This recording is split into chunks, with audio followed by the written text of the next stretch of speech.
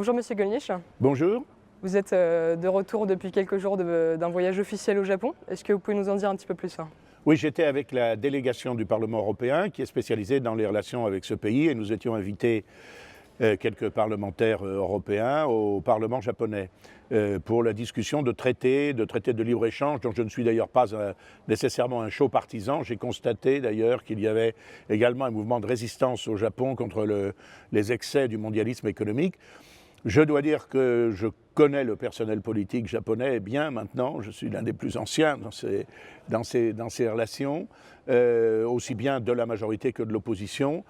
C'est quand même toujours très intéressant de retourner dans ce pays que je connais bien. Je n'y étais pas allé depuis mon séjour après le terrible tsunami de Fukushima. Et c'est assez agréable quand même de voir un pays où les gens sont polis, sont propres. Il n'y a pas un tag. Dans le métro de Tokyo, les banquettes sont en velours. Il n'y a pas un coup de canif. Il n'y a pas un ticket de métro qui traîne par terre. Alors, c'est peut-être pas le paradis sur Terre, c'est entendu, mais enfin, il y a un taux de criminalité 11 fois inférieur au nôtre, je crois. C'est un pays où on se sent en sécurité, où les gens sont honnêtes. Ça contraste quand même, malheureusement, avec un certain nombre d'évolutions que l'on constate quand on rentre en France. Voilà. Pour le reste, je vous renvoie peut-être aux photos et aux séquences vidéo. J'ai été l'invité d'un parti politique, d'ailleurs, et de la campagne sénatoriale d'un homme politique qui a été vice-ministre des Finances et qui m'a fait l'honneur de demander de présenter une petite allocution lors de la réception qu'il a donnée pour le lancement de sa campagne. Vous avez croisé Barack Obama à Hiroshima? Non, Vous êtes un cousin de Barack Obama, je crois. Oui, par la reine d'Angleterre. Oui, ça c'est curieux. Et c'est vrai. Mais c'est vrai. Mais il faut dire que Barack Obama descend d'une reine d'Angleterre. Parce que ce qu'on ne sait pas, c'est que la mère de Barack Obama était tout à fait d'origine anglo-saxonne et remonte à Isabelle Plantagenet. Il est allé à Hiroshima, vous l'y avez croisé? Vous avez trouvé décence à sa démarche? J'ai assisté évidemment à la préparation du G7, dont il a été beaucoup question, naturellement, au Parlement japonais. Je dois dire que sa venue à Hiroshima a été moins populaire quand même au Japon qu'on ne pourrait le penser. Elle a été appréciée par certains, bien sûr, je dirais par la majorité, mais quand même, il y a eu un certain nombre de réticences parce qu'il n'a présenté pratiquement aucun regret. Et son discours est un discours un peu surréaliste. Parce qu'il dit la mort est tombée du ciel un jour. Voilà. Enfin, si la mort est tombée du ciel, c'est que quelqu'un, évidemment, l'avait commandé. Bon, même des avions américains. Bon, tout de même. Et c'est vrai que ça a été un crime de guerre. Il n'y a pas que les puissances de l'Axe qui en aient commis, les Alliés en ont commis aussi. Le fait de s'attaquer à des objectifs civils qui n'ont pas d'intérêt militaire pour terroriser une population, c'était considéré dans le droit international classique de la guerre comme un crime de guerre. Il n'a pas exprimé le moindre regret et ça, quand même, un certain nombre de Japonais ont trouvé cela excessif. Et puis, ces propositions, c'est un monde sans armes nucléaires. Alors, je crois qu'il faut comprendre que c'est un monde sans armes nucléaires pour les États-Unis d'Amérique. Parce que je ne sache pas que Barack Obama ait commencé à démanteler l'arsenal nucléaire américain. C'est sûr. Alors Claire Tesson est contente, on a parlé d'une activité en lien avec votre... Madame Tesson de France 2, oui, voilà, qui surveille très attentivement. Lié au Parlement européen, votre voyage. C'est le Japon, mais c'est lié à l'Europe, Madame Tesson. Elle nous autorisera peut-être à parler maintenant de la France et notamment des blocages, des grèves. Vous êtes opposé à la loi El Khomri. Est-ce que vous soutenez les mouvements de contestation aujourd'hui qui font naître? Vous avez un groupe au Parlement européen qui n'a pas pu venir avec une grève SNCF qui a bloqué leur train à Lyon. Oui, un groupe de visiteurs qui a dû être annulé. Vous soutenez malgré tout, du coup, ces grévistes, les blocages? Non. Très clairement, je pense que maintenant, la coupe est pleine. C'est pas utile pour s'opposer à la loi? La coupe est pleine. On peut s'opposer à la loi, bien sûr, mais il faut quand même rappeler un certain nombre de vérités premières, à savoir que le droit de grève, c'est le droit de cesser le travail. Ça n'est pas le droit de bloquer le travail, ça n'est pas le droit de bloquer l'entrée des entreprises ou la sortie des camions de ravitaillement ou quoi que ce soit de ce type, premièrement. Deuxièmement, le droit de grève, il est limité par le principe de la liberté du travail travail d'une part, et le principe de la continuité du service public. Il pose un problème particulier dans les services publics. Il est intangible dans le secteur privé, mais nous sommes les seuls, pratiquement en France, je dirais presque les seuls dans le monde, à connaître ce type de conflit absurde, dont on voit d'ailleurs la prolongation aujourd'hui à la SNCF, alors que la CGT a obtenu une capitulation en rase campagne du gouvernement sur le statut des cheminots. Ça n'a plus aucun sens et c'est évidemment nuisible aux usagers, en particulier en Île-de-France, qui sont absolument à bout de nerfs. Il y a des gens qui connaissent des situations dramatiques. C'est nuisible à l'économie du pays, c'est nuisible évidemment à sa réputation. Je voyais des malheureux touristes, groupes de touristes asiatiques qui viennent avec une image de la France qui était au départ majorative, valorisante, notre patrimoine culturel, artistique, etc.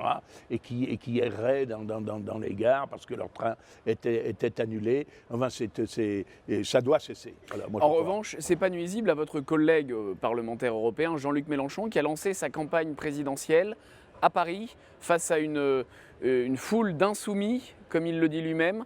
Jean-Luc Mélenchon, il surfe sur le mécontentement? Oui, bien sûr. Oui. Une vague populiste. Je ne sais pas si c'est à cause de lui que vous avez mis une cravate rouge. Et des chaussettes rouges. Et même des chaussettes rouges, j'ai remarqué. Oui. Elles sont plutôt cardinalistes, celles-ci. Ah bon, d'accord, je comprends.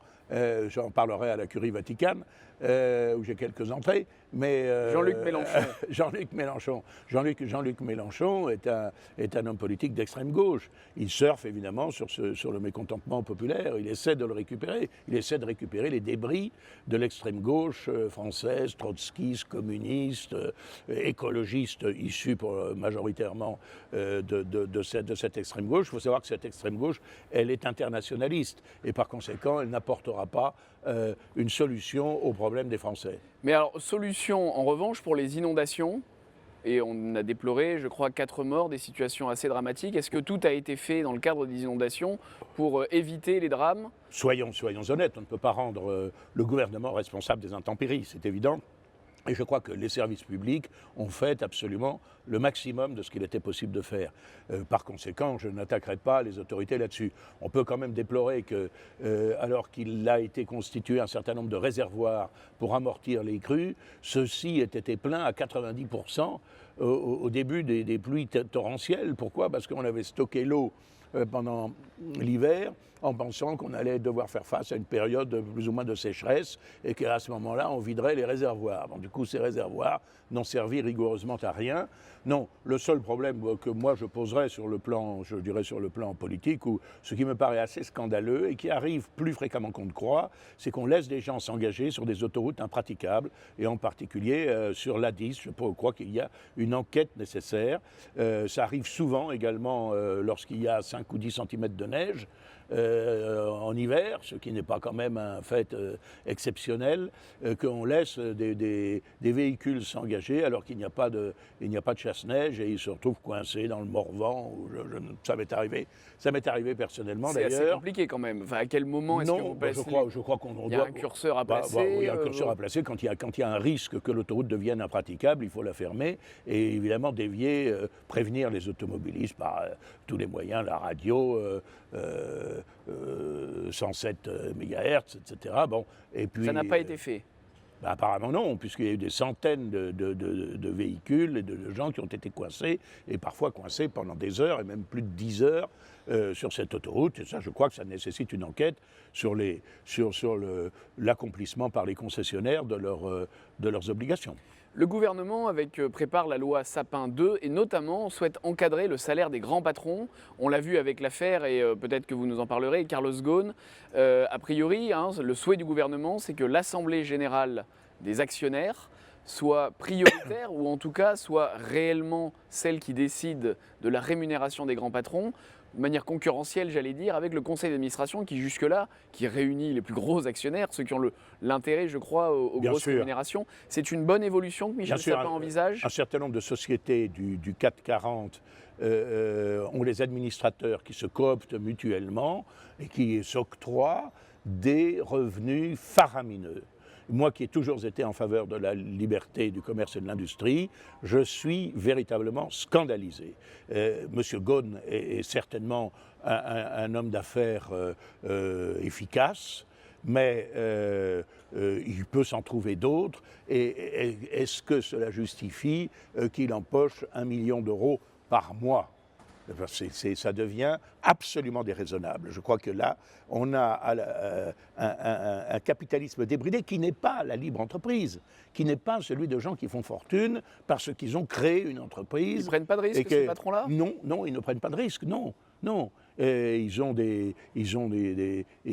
reçoivent des actions des entreprises qu'ils dirigent, mais ils n'y investissent pas particulièrement. Ou en tout cas, pas avec le risque d'un petit entrepreneur. Quelquefois, il arrive qu'ils gèrent ces entreprises très mal et qu'ils partent néanmoins avec des parachutes dorés absolument scandaleux. Bon, et ça doit cesser. Et je ne crois pas que ça cessera simplement en donnant les pouvoirs à l'Assemblée générale des actionnaires, parce que là aussi, les petits actionnaires ont beaucoup de mal à se faire entendre. D'ailleurs, le Canard enchaîné a montré que les assemblées générales d'actionnaires dans d'autres sociétés couvraient ce genre de pratiques, parce que là aussi, tout est en quelque sorte arrangé à l'avance. Je pense qu'il faut véritablement légiférer. Je pense qu'il ne serait pas déraisonnable qu'il y ait un plafond. On dit bravo Michel Sapin.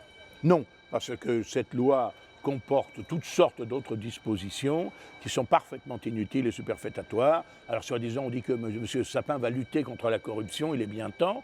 Moi, je crois aujourd'hui que le risque de corruption, au risque de choquer, le danger de la corruption est moindre que celui de la dictature administrative qui s'exerce à peu près dans tous les domaines, et de l'inquisition fiscale. Un référendum sur un éventuel Brexit aura lieu le 23 juin prochain. Oui. Certains sondages nous disent que les peuples d'Europe ne veulent pas que la Grande-Bretagne sorte. Quel est votre avis sur la question ? Oui, c'est parce qu'ils croient que c'est gentil pour les Anglais de leur dire de rester.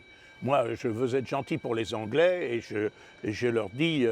je dis let them go, hein, qu'ils partent s'ils le souhaitent. Bon, je ne dirais pas, ce n'est pas ma vénération pour Jeanne d'Arc, qui fut après tout la première en faveur du Brexit en quelque sorte, et ni pour le général de Gaulle, puisque moi je n'étais pas gaulliste, mais je pense, et je ne le suis pas devenu, mais je pense quand même que sur ce plan-là, le général de Gaulle n'avait pas tort, à savoir que la Grande-Bretagne est quand même un peu le cheval de Troie d'un monde anglo-saxon dont les intérêts sont très différents de ceux de l'Europe continentale. Et ce n'est pas d'ailleurs du tout un hasard si Barack Obama est venu en Grande-Bretagne et pour leur dire a pris position pour leur dire de rester dans l'Union européenne, parce qu'il sait qu'avec la Grande-Bretagne, il a en quelque sorte a foot in the door, voilà, un pied dans la porte, bon, et un vassal ou un allié, je ne sais pas, qui lui est fidèle et qui... je pense que le Brexit serait salutaire, je suis résolument en faveur de ce Brexit, il serait salutaire, je pense qu'il serait bon pour la Grande-Bretagne, il serait bon pour le reste de l'Europe, il serait un électrochoc, il montrera d'ailleurs qu'il n'y a pas de conséquences dramatiques du tout, mais de toute façon d'ailleurs la Grande-Bretagne a conservé sa politique d'immigration propre. La preuve, c'est que c'est nous qui faisons la police à Calais pour empêcher les étrangers qui veulent s'y rendre de le faire. Et qui veulent quitter la France. Et qui veulent quitter la France. C'est le seul domaine où on montre de la fermeté, c'est pour empêcher les étrangers qui veulent quitter la France de la quitter. C'est quand même incroyable. Bon. En dehors de la zone euro également ? Elle est en dehors de la zone euro, elle a conservé sa monnaie, ce qui prouve quand même qu'on peut conserver sa monnaie sans que ce soit la ruine.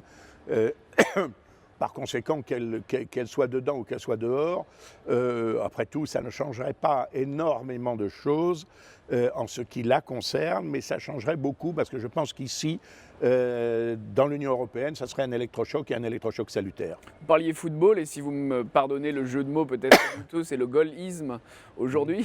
Football, Eric Cantona s'est attaqué à Didier Deschamps. On ne vous a pas forcément entendu sur... ce sujet. Karim Benzema, lui, a renchéri derrière. J'étais à Tokyo. Alors la polémique footballistique, c'est pas votre truc. Non, je dois dire que je ne suis pas très footeux, moi. Ni très sport. Je soutiens l'équipe de Villiers-le-Mailleux, qui est un charmant village des Yvelines, et où il y a aussi bien chez les cadets, chez les juniors que chez les vétérans, une équipe très ardente. Mais Cantona ne joue pas à Villiers-le-Mailleux. Non, il ne joue pas à Villiers-le-Mailleux, non, mais il a tenu des propos à l'égard de Deschamps que je trouve absolument emblématiques d'un racisme anti-français. Parce que qu'a dit Cantona exactement? Il a accusé Deschamps d'avoir exclu de la sélection Benzema pour racisme, ce qui est absurde. On sait très bien quels sont les problèmes de M. Benzema. Bon. Et pourquoi est-ce que Deschamps serait raciste? Alors Cantona a avancé deux choses. La première, c'est qu'il s'appelle Deschamps. C'est que c'est un nom français. C'est mal. Voilà. Oui, pour Cantona, oui. Bon. Et la deuxième, c'est qu'il n'y a pas eu de mariage mixte dans sa famille. Autrement dit, c'est un Français d'ascendance et de parenté française. Et c'est ça, c'est un franchouillard, diraient certains. C'est un sous-chien, diraient d'autres. Et c'est ça qui le rend suspect de raciste. Alors ça, c'est typiquement une accusation raciste. Et moi, qui conclut, si j'ose dire, avec mon épouse, un mariage mixte, puisque j'ai épousé une femme d'origine japonaise, eh bien, je suis indigné par ces propos de Cantona, n'est-ce pas? Parce que ça fait peser sur la population qui reste, qu'on le veuille ou non, la population de base de ce pays, la population celto-latino-germanique, bon, dont le creuset a constitué la nation française, ça fait peser une présomption de culpabilité, une suspicion qui est d'ailleurs instillée par l'éducation antinationale dans la tête des gosses, depuis la maternelle jusqu'à l'université, et qui me paraît être d'une extrême gravité. Indigné aussi, vous l'avez été par la cérémonie de Verdun, les jeunes courant sur les tombes. Oui, il y avait un symbole quand même qui était beau. J'avais déjà parlé précédemment de l'incroyable invitation du rappeur Black M. Là aussi, propos racistes, parce que propos racistes du maire de Verdun, qui soupçonne que c'est parce que ce chanteur était noir. C'est pas du tout le problème. C'est pas du tout ça qui a été mis en avant. Ce sont ces propos anti-français, dans lesquels il traite les Français de couffards, de mécréants, etc. C'est ça qui pose problème. Autrement, le fait qu'il y a des Noirs qui se sont battus dans l'armée française, des tirailleurs sénégalais, etc., ça ne posait aucun problème. La cérémonie de Verdun, c'était choquant. Et cette espèce de jogging indécent au milieu des tombes, mais c'est du délire. Alors le maire de Verdun, M. Samuel Hazard, c'est d'ailleurs dédouané de sa responsabilité, parce que lâchement, le gouvernement a dit, écoutez, voyez, avec le maire de Verdun, c'est le maire de Verdun qui a pris la décision. Le maire de Verdun devrait démissionner, bien sûr, mais aussi le secrétaire d'État, M. Jean-Marc Todeschini, aux anciens combattants. Donc, encore une fois, je ne sais pas quel a été le parcours militaire. Parce que le maire de Verdun, bien que socialiste, je crois, ne s'est pas prié de dire que tout ça avait été décidé au niveau d'une espèce de comité interministériel où tous les corps de l'État étaient représentés. Non, cette cérémonie était particulièrement indécente et contrastait malheureusement avec celle du cinquantenaire de Verdun. Au cinquantenaire, comme l'a dit un autre que moi, c'était le requiem de Mozart. Voilà, ça avait une autre allure qu'aujourd'hui. Le tunnel du Saint-Gothard a été inauguré. C'est une œuvre assez magnifique, je crois, architecturale au moins, assez remarquable. Oui. En revanche, avec un spectacle troublant. Oui, troublant. C'est moins qu'on puisse dire. Oui, On a parlé de pédosatanisme, porno-satanisme. Porno-satanisme, oui, porno c'est beaucoup dire, mais enfin, oui, on voit des femmes qui s'enlacent, mais surtout il y a une cérémonie lugubre, macabre, dont je dois dire personnellement que je n'ai pas très bien compris les tenants et aboutissants qui s'est déroulé devant Mme Merkel et M. Hollande. C'était quand même des choses comme cela que l'on mesure qu'il y a un problème dans notre civilisation. Mais puisque vous me parlez de l'hommage rendu aux morts tout à l'heure à Verdun, je voudrais quand même, pour conclure, saluer la mémoire d'un de nos collègues de la Ligue du Nord, un excellent collègue, jeune collègue italien, qui est décédé accidentellement dans un accident de voiture très grave.